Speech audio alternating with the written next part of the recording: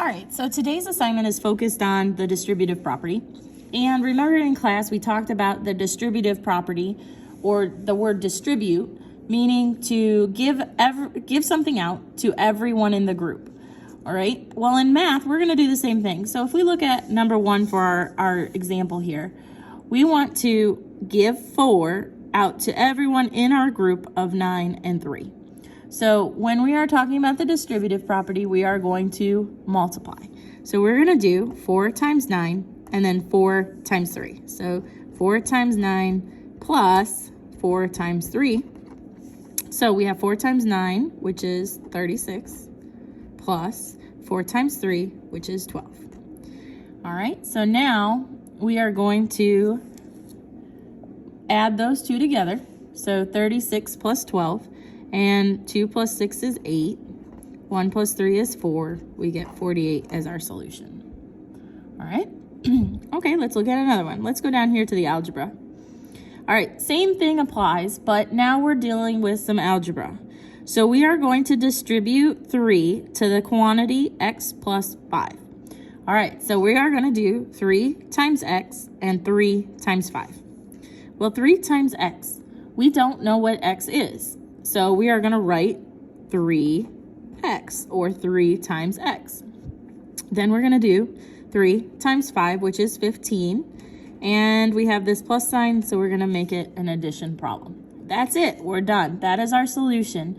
Because, again, you cannot combine this multiplication problem with this plus 15 because we don't know what this is going to equal. All right, so let's look at number 7. 7, we're going to distribute a 4, so we're going to do 4 times 8, and then 4 times k. So 4 times 8 gives us 32. We're going to subtract, because that's what we're given, and 4 times k. Well, we don't know what k is, so we're going to do 4 times k, or 4k, and that is our solution. All right, so let's jump down here to, let's look at number 11. Number 11, this time we have a 3 being distributed to an x minus 2y. So the x part is still the same, so we're going to do 3 times x, we get 3x. Minus. Now here, instead of just having a variable or a number, we have both. So we are going to multiply 3 times the 2 and still have our y there. So 3 times 2 is 6, and we still have it being multiplied to y, so 6y. Now that is my solution, because this number is going to be an x and this is going to be a y. We cannot do anything else other than that as our solution. All right, so let's look at number 15. 15, you got a fraction, so I'm going to help you out because we know we don't like that fraction very much. So remember, we're still going to multiply, so we're going to do 1/5 times 20m. All right, so I'm going to try and fit this all in here. 1/5 times 20m. Well, let's remind ourselves, when we multiply fractions, we multiply straight across.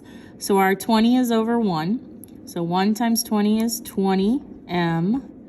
And 5 times 1 is 5. So we have 20m divided by 5. Well, I can do 20 divided by 5. That gives me 4m. Okay? And then I'm going to do 1/5 times 5. All right? So I'm going to do that right here. 1/5 times 5. 5 is over 1. All right. We just talked about this in our properties discussion. These are the inverse property of multiplication, right? Because 1/5 times 5 over 1, that's going to give me 1. So my solution is 4m plus 1. All right. All the rest should be pretty much the same. Try number 16, and it'll be a little bit of a challenge with your fractions, but kind of use this one to help you, guide you through it. All right, let's look down here at the bottom part. All right, so you got your word problems. Okay, so if you look at number 19, it says if the figure below is a square. Well, if we know it's a square, we know that every side is equal. Write an expression using parentheses to represent its perimeter. Then simplify the expression. All right, well, if every side is the same, that means every side is 7x minus 2.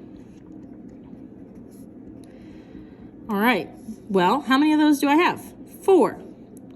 So we're saying I have that 4 times. That's my expression. 4 times 7x minus 2. And then simplify it, meaning we're going to distribute. 4 times 7 is 28x. 4 times 2 is 8, so we're going to subtract 8. There's my solution. Okay? All right, so the next one says, each day Eliza runs and walks the same number of minutes. If she runs for m minutes and walks for 5 minutes, write an expression using parentheses for the total number of minutes she will spend running and walking for 14 days. Then simplify your expression. All right, that's a lot of information. So let's use cubes. So we got 5 minutes, 14 days, and another number that we might overlook is m. Okay? So it's asking us to write an expression using parentheses for the total number of minutes she will spend running and walking. And then simplify. Okay? Keywords. For this situation, let's talk about and. That's going to tell us to add. All right?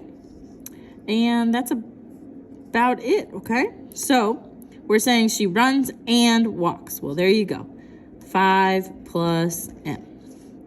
And she does that for 14 days. Well, how do I show that? I'm saying that she does both of these, and she does that 14 times. Ding, ding, ding, 14 times. So we're going to multiply that by 14. So simplifying it, we're going to distribute. 4 times 5. Well, 5 times 4 is 20. So I'm going to put my 0 down, carry my 2. 5 times 1 is 5, plus 2 is 7. Okay, so 70 plus 14 times m is 14m.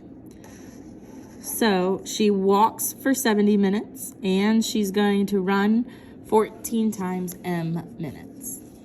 All right. So that should help you out and make that a little clearer for future problems.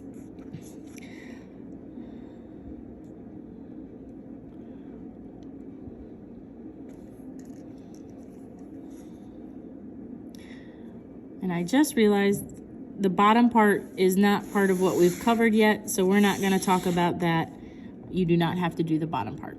Okay? Hope that helps. Finish up that worksheet and have a good day.